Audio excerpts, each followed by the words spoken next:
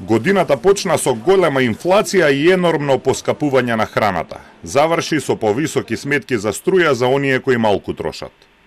Додека на светските берзи храната поевтинува скоро 3 години поред и сега е на нивото од 2021-та, во Македонија цените отидоа во неврат.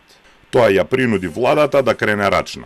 Во неколку наврати ги замрзнуваше цените на основните прехранбени производи. Трговците негодуваа дека одлуката е спротивна на пазарната логика, ама си легнаа на брашното. Истото тоа од кое продаваа леб по 50 денари. Брзоста на нашиот стандард, лев од 50 денари, мислам дека е премногу. Сега нешто си се скрати, нешто друго да се земе. Што вика ребаланс на буџет. Мора да има некои работи да ги скратиш, некои да ги земеш, па после тие, и така.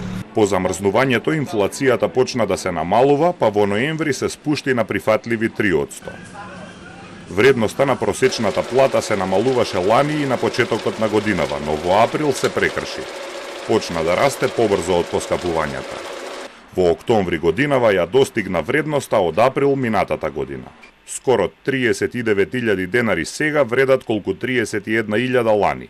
Платите влијаат врз трошоците, трошоците влијаат врз цените, цените влијаат врз стандардот и обратно тој вициозен циклус што е ризик економски кога има инфлација, за тоа не стане инфлациона спирала. Ние во исто време менаџираме тоа да се стабилизира, веќе од април се гледа дека платите не растат само номинално, туку и реално. И додека платите на обичниот работник благо джогираат, тие на функционерите трчаа спринт.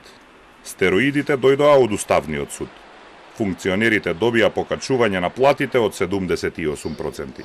Сметам дека е невкусно во време на економска криза да се покачуваат платите кои се исплаќаат од државниот буџет. Но на другите функционери зголемувањето им беше превкусно. И покрај најавите не си ги намалија платите. Синдикатите протестираа.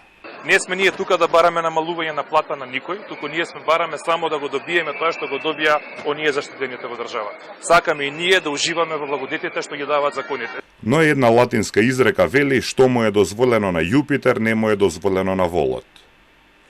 Крајот на годината заврши со веста за повисоки сметки за струја. Цените на струјата се намалуваат, ама сметките ќе пораснат поради новата давачка пристап до мрежа од 200 денари.